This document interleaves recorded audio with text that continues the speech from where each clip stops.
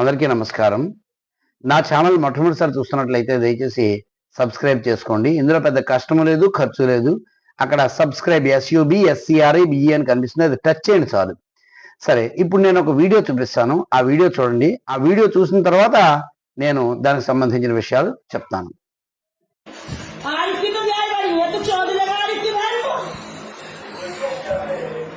क्या समझ रहा आपने अपना बदतमीजी का हाथ हो रही बदतमीजी के हाथ हो रही मैं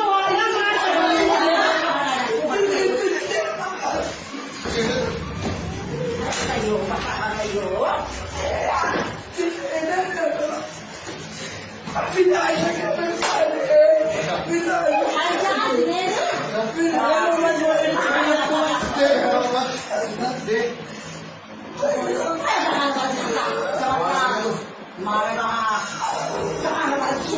एक दफे गला घोट दे नाली कट जाएगी।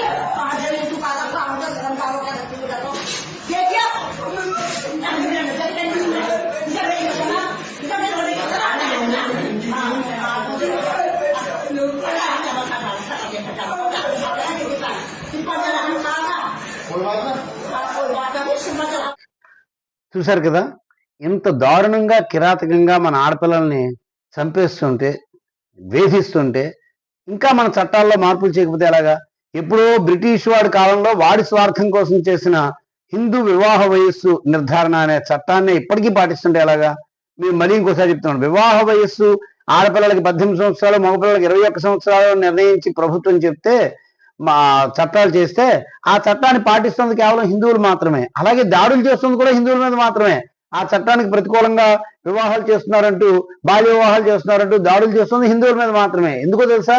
ఈ ప్రభుత్వంలో SC/ST రిజర్వేషన్ తోటి 90% మంది క్రైస్తవులే ఉన్నారు కాబట్టి వాళ్ళందరూ క్రైస్తవులే. ICDS డిపార్ట్మెంట్ అన్ని క్రైస్తవులే. ఆ క్రైస్తవులందరూ ప్రత్యేకించి హిందువుల మీద మాత్రమే దాడులు చేస్తున్నారు. అంటే ఇది పూర్తిగా హిందూ ధర్మాన్ని నాశనం చేసి క్రైస్తవాన్ని, ఇస్లాంని ప్రోత్సహించడానికి స్పష్టంగా అర్థం కావట్లేదా? ఎంత దారుణంగా లవ్ జిహాద్ చేస్తున్నారు. మెచ్యూర్ అయిన తర్వాత ఆడపిల్లని ఖచ్చితంగా మా తల్లిదండ్రుల మాట వినదు, ఎదిరిస్తుందని, ఇవే హార్మోనల్ ఇంబ్యాలెన్స్ వల్ల జరిగే ప్రక్రియ అని చెప్పేసి సైన్స్ లో మనకే చెప్తున్నారు. ఇలా జరిగిన తర్వాత కూడా వాళ్ళని ఆ ముస్లిమ్స్, క్రిస్టియన్స్ ట్రాప్ చేస్తున్నారు, ట్రాప్ చేసి పట్టుకుపోతున్నారు. పట్టుకుపోయి వాళ్ళు పెళ్లి చేసుకుంటున్నాం అని చెప్పేసి మాయ చేస్తున్నారు.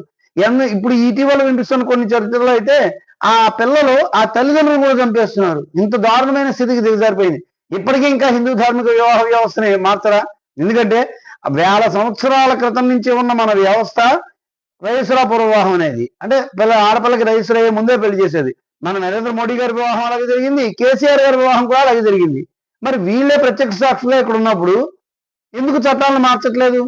అంచేది ఇప్పటికైనా చట్టాలను మార్చండి.